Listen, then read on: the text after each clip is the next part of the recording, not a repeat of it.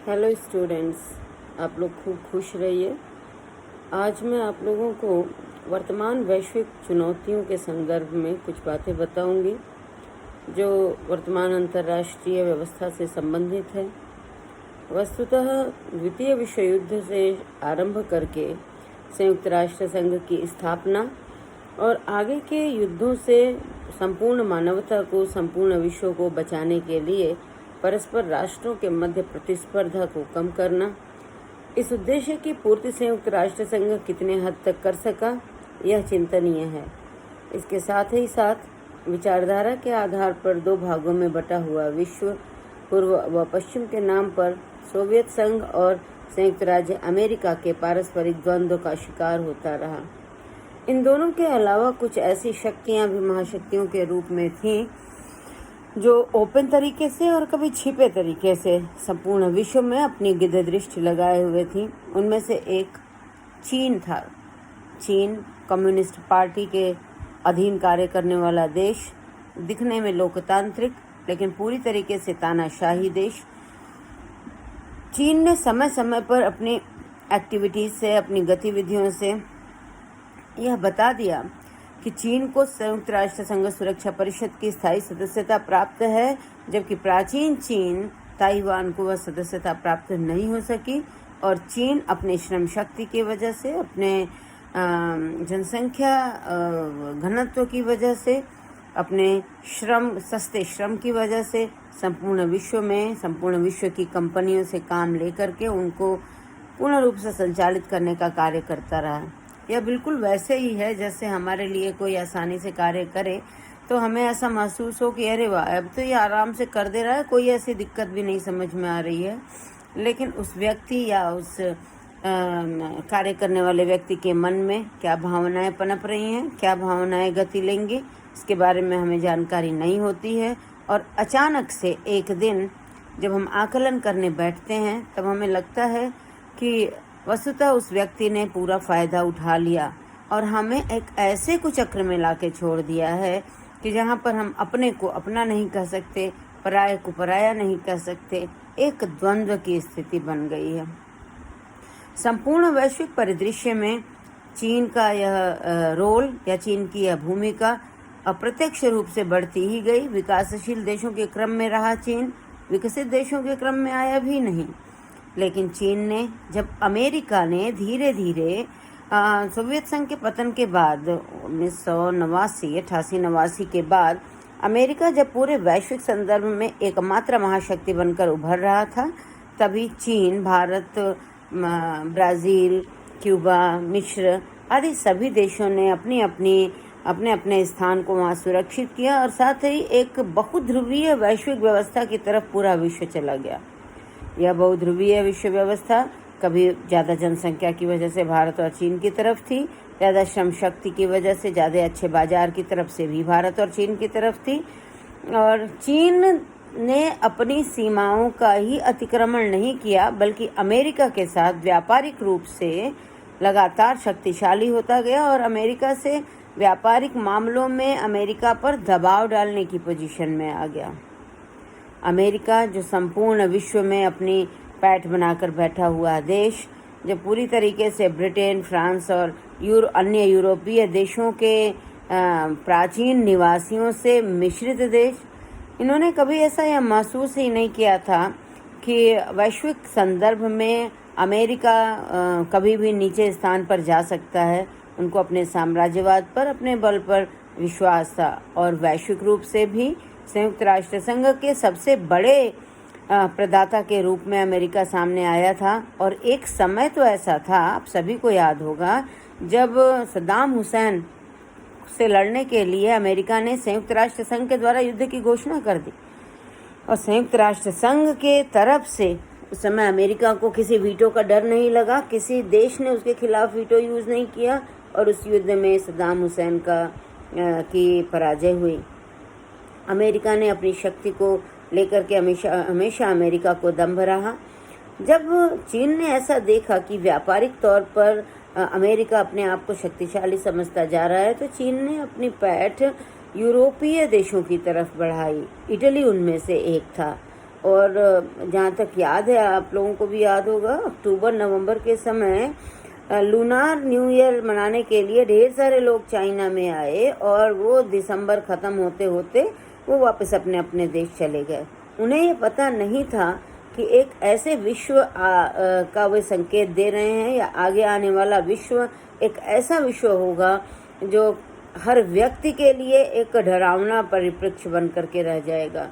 उसे पता भी नहीं चला कि वो ऐसा करके छिपे तौर पर अपने नागरिकों को दूसरे देशों में भेज करके, या दूसरे देशों से आए हुए नागरिकों को उनके देशों में भेज करके कहीं न कहीं पूरे विश्व को एक चुनौतीपूर्ण माहौल में डालने का प्रयास कर रहा है।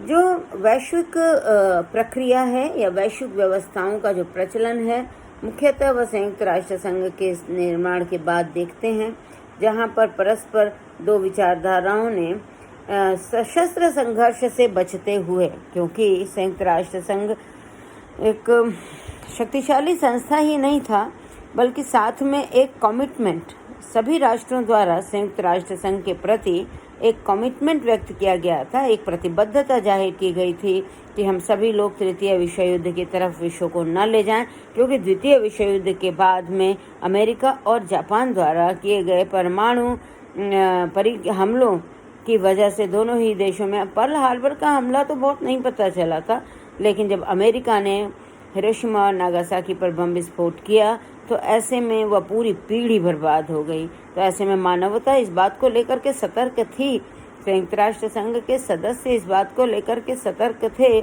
कि अब तीसरा विश्व युद्ध संभावित न हो। फिर भी प्रतिस्पर्धाएं चलती रहीं, सशस्त्र युद्ध तो नहीं लेकिन छिपे हुए युद्ध चलते रहे। विभिन्न ऑर्गेनाइजेशंस का गठन होता गया, चाहे वो नाटो हो, चाहे सीटो हो, चाहे सेंटो हो, इन सब का गठन होता गया।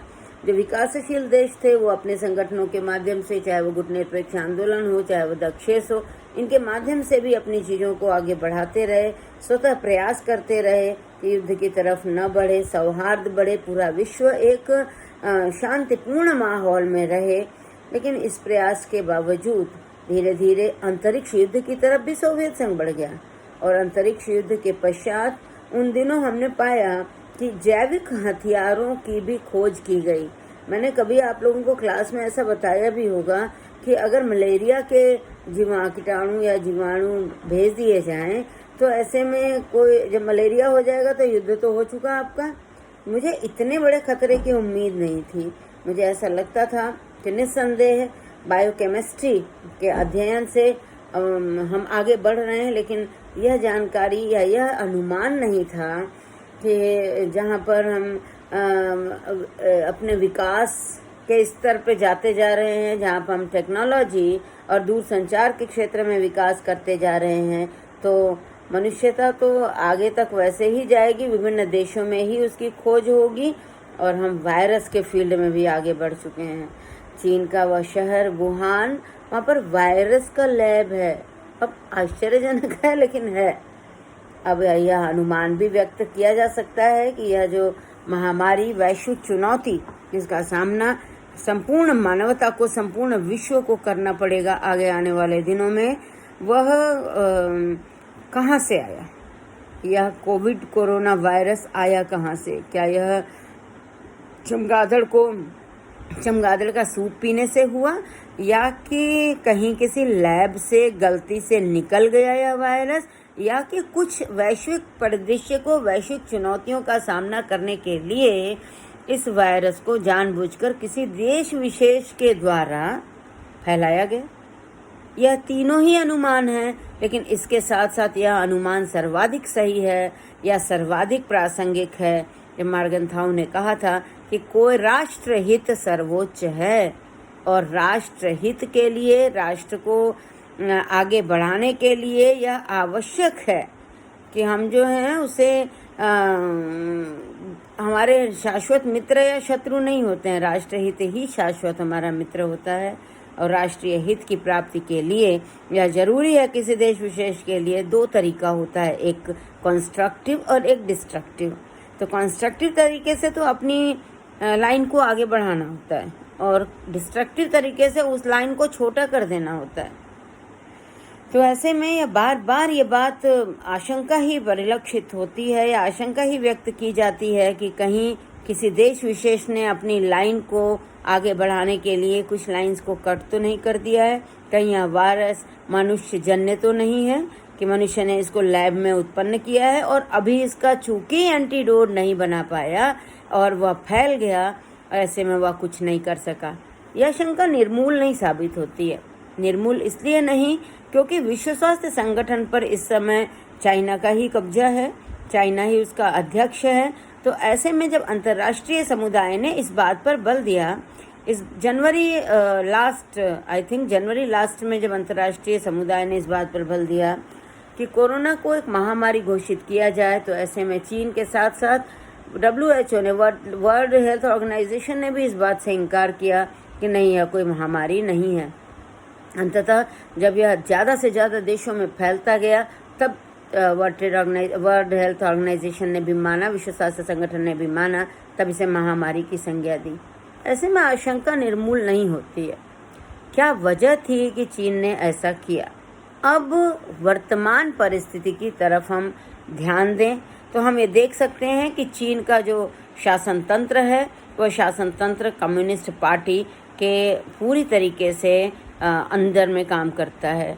और ऐसे में कम्युनिस्ट पार्टी की प्रारंभिक काल से भूमिका तियानमेन चौराहे पर चाहे फांसी पे लटका देना हो या कोई नीति इस तरीके से बनानी हो या अपने आप को छिपा के रखना हो पूरे विश्व के सामने कि कौन सी सूचनाएं जाएंगी, कौन सी सूचनाएं नहीं जाएंगी, इस मामले में चीन से बड़ा कह सकते हैं कि चालबाज देश कोई नहीं है। तो ऐसे में चीन के प्रति शंका बिल्कुल निर्मूल नहीं है। अमेरिका, यूरोप या भारतवर्ष सहित जो विकासशील देश हैं, इन सब के सामने आज एक ऐसी चुनौती आकर के खड़ी हो गई है कि उनकी आर्थिक स्थिति, उनकी राजनीतिक स्थिति, उनकी सामाजिक स्थिति, इन तीनों में अनिश्चितता की भावना आ गई है। क्या करें, कैसे करें कि देश आगे बढ़े? जहां भारत जैसा देश अपनी एक बड़ी ही स्पीडी तरीके से आगे बढ़ रहा था, विभिन्न आधारभूत उद्योगों में कार्य चल रहे थे, सड़कें बन रही थीं, तमाम चीज़ें हो रही थीं, ऐसे में अचानक पूरे देश का ठहर जाना यह बताता है कि यह संकट आपका अपना दिया हुआ नहीं है। तो हमें बार बार यह विचार करना चाहिए, पूरे अंतर्राष्ट्रीय समुदाय को बार बार यह विचार करना चाहिए कि यह संकट आया कहाँ से, और यदि संकट कहीं से आया है और यदि उसका आपको पता है उस संकट का, तब यह बहुत बड़ा कारण बन जाता है कि आप कुछ ना कुछ कदम इसके लिए उठाएं। यह पूरी तरीके से तय हो चुका है कि जब व्यापारिक विश्व बाजारीकरण की तरफ बढ़ता हुआ वसुधैव कुटुंबकम, भूमंडलीकरण, जब यह विश्व इस स्थिति में आ गया, तो ऐसे में प्रत्येक राष्ट्र की दूसरे राष्ट्र से व्यापारिक संबंधों के लिए एक बाध्यता सी हो गई, और अगर बाध्यता हुई, कार्य मिल रहा है, तो अंतर्निर्भरता भी हो गई। तो अंतर्निर्भरता के इस परिप्रेक्ष्य में पूरे विश्व को किस प्रकार के माहौल को चुनना है, क्योंकि इसमें कोई शक नहीं है कि post corona and pre corona, as we were saying that after World War II or before World War II, now we can say the word before Corona and the word after Corona. We don't know anything about after Corona word. अभी हमें पता नहीं है कि after corona काल या विश्व कैसा होगा, क्योंकि पूरे विश्व में अमेरिका जैसा देश भी इस महामारी से जूझ रहा है और आगे निकल नहीं पा रहा है। ब्रिटेन का वही हाल है, जर्मनी का वही हाल है, फ्रांस, जापान, रशिया, सबका एक ही हाल है। ऐसे में जो तात्कालिक कदम उठाया वो सराहनीय भी है, और प्रत्येक राष्ट्र को ऐसा करना चाहिए कि एक वैश्विक जमात वर्ड, अब हम अंतर्राष्ट्रीय राजनीति में भी जमात वर्ड यूज़ कर सकते हैं। हम जमात शब्द को इस लिहाज से लेते ही नहीं हैं कि जमाती मुसलमान हैं, ये है। जमात का मतलब है बिना जाने समझे या जानबूझकर विश्व को आपदा की तरफ ढकेल देना। जैसे भारत में जमातियों ने कार्य किया, वैसे ही अंतर्राष्ट्रीय स्तर पर चाइना ने भी कार्य किया। तो ऐसे में हम ये कतई किसी दशा में नहीं कह सकते हैं कि चीन के साथ हमें बिल्कुल सामान्य विदेश नीति का अनुपालन करना चाहिए। निस्संदेह पूरे के पूरे विश्व समुदाय को, संपूर्ण अंतर्राष्ट्रीय समुदाय को चीन के विरुद्ध एक बायकॉट, उसको अलग थलग करने की नीति पर कार्य करना होगा। पोस्ट कोरोना वर्ल्ड का जो ऑर्डर चेंज होने वाला है, उसमें कुछ विकासशील देश जैसे भारत और अन्य देश तो अपनी चीज़ों को बचा कर ले जाएंगे, जो बहुत छोटे देश हैं वो भी अपनी चीज़ों को बचा के ले जाएंगे। लेकिन जो मुख्य चुनौती है अमेरिका की सर्वोच्च शिखर पर बने रहना, आर्थिक व्यवस्था के रूप में एक आर्थिक शिखर के रूप में बने रहना, उसमें निस्संदेह बाधा उत्पन्न होगी। वे पश्चिम के राष्ट्र जो अपने मानव संसाधन और अपने एक पॉम्प एंड शो के लिए जाने जाते थे, उनकी हकीकत सामने आ गई है। वे इम्यून पावर उनका कमज़ोर है। इम्यून पावर मजबूत होगा जिन देशों का। अब इम्यून पावर जैसे बॉडी के लिए इम्यून पावर होता है, वैसे ही राष्ट्र का भी इम्यून पावर होता है। और राष्ट्र के इम्यून पावर को डेवलप होने के लिए यह आवश्यक है कि हम वही हल्दी, सोंठ और गुड़ और लौंग का सेवन करें। इसका मतलब स्वदेशी अपनाएं, अपने संसाधनों में अपना विकास करें, ज़्यादा से ज़्यादा राष्ट्रों की खुद पर निर्भरता को बढ़ावा दें, न कि खुद राष्ट्रों के प्रति निर्भर रहें। तो ऐसे में यह वैश्विक संदर्भ अत्यंत आवश्यक हो गया है। इसके बारे में विचार करना अत्यंत आवश्यक हो गया है, क्योंकि यह पोस्ट कोरोना वर्ल्ड जब कभी भी होगा तो किसी भी दिशा में चीन जैसा राष्ट्र जिसने कहीं ना कहीं वैश्विक जमाती के रूप में कार्य किया है, उसका सोशल बायकॉट करना बहुत ज़रूरी है। अब ऐसे में भारत के पास बहुत ही बेहतर अपॉर्चुनिटी आएगी। बेहतर अपॉर्चुनिटी इसलिए कि भारत के पास चीन के इक्विवेलेंट जनसंख्या है, भारत के पास मानव संसाधन है और बहुत ही शीर्ष नेतृत्व बहुत ही सधा हुआ है। तो सधे हुए शीर्ष नेतृत्व ने अपने एक स्थिर कार्यकाल भी मिला। अपने उस स्थिर कार्यकाल के दौरान वैश्विक स्तर पर अपने संबंधों को इन्होंने मजबूत किया है। और हम लोग बहुत ही गर्वपूर्वक के बात बोल सकते हैं कि भारतीय सभ्यता व संस्कृति जो सहैवेति की संस्कृति है, साथ चलना, संगच्छध्वम संवदध्वम संभो मनांसि जायताम की जो संस्कृति है कि एक दूसरे के साथ चलें, साथ बोलें, साथ करें, उस संस्कृति का पालन करते हुए ही आप लोग को याद होगा कि शी जिनपिंग को मोदी जी गुजरात में बहुत झूला झुलाए हैं उनकी पत्नी को। तो वो झूला झुलाने का पूरा प्रयास निरर्थक रहा। चीन ने किसी को नहीं छोड़ा, किसी भी देश को वह अपना सगा नहीं मानता, जहां वह चाहता कि हमारा यह देश है, इस वजह से हम यहाँ पर इस वायरस को फैलने से रोकें, इसको आगाह कर दें कि यह मानव से मानव में फैलने वाला रोग है। तो दीर्घकालिक तौर पर हमें उसकी मंशा का अंतर्राष्ट्रीय राजनीति के स्तर पर चीन की मंशा को समझना पड़ेगा। और उस मंशा को समझते हुए भारत के पास अंतर्राष्ट्रीय स्तर पर अपने शक्ति संतुलन बनाने की स्थिति भारत की बन गई है कि जहाँ पर बिखरता हुआ विश्व सिर्फ सशस्त्र युद्धों से नहीं बिखरता हुआ युद्ध मानसिकता के स्तर पर है कि लोगों को मानसिक रूप से मजबूती प्रदान करनी है। जहाँ पर 20-25% लोग वैश्विक स्तर पर बेरोजगार होने वाले हैं, उनसे कैसे निपटना है, संसाधन कैसे प्रोवाइड कराने हैं, लगभग 4 से 6 महीना या 1 साल तक रुके हुए विश्व को पटरी पर लाने के लिए किस राष्ट्र की क्या भूमिका हो सकती है, कैसा कार्य हो सकता है, इन सभी दृष्टियों में भारत को इस चुनौती को वैश्विक स्तर पर इसका समाधान करने का प्रयास करना होगा। और ऐसे में सभी की भूमिकाएं हैं, पड़ोसी राष्ट्रों की भूमिकाएं हैं और उन राष्ट्रों की विशेष भूमिकाएं हैं जिन्होंने इस अदृश्य युद्ध के दौरान अपने आप को सामने ला करके लोगों के लिए वो सहायक रहे हैं। अब शक्ति और संपन्नता का जो वितरण है वह वितरण इस प्रकार से ही होगा अंतर्राष्ट्रीय राजनीति में, अंतर्राष्ट्रीय समुदाय में, कि आपने अपनी विदेश नीति का संचालन उस समय कैसा किया, उस समय आपकी क्या भूमिका रही, अंतर्राष्ट्रीय राजनीति या अंतर्राष्ट्रीय संबंधों के निर्माण में, अंतर्राष्ट्रीय संबंधों के संचालन में आपने क्या कंस्ट्रक्टिव रोल प्ले किया, और इसी आधार पर अब वैश्विक व्यवस्था का निर्माण होने वाला है। अगली क्लास फिर अगले दिन। धन्यवाद।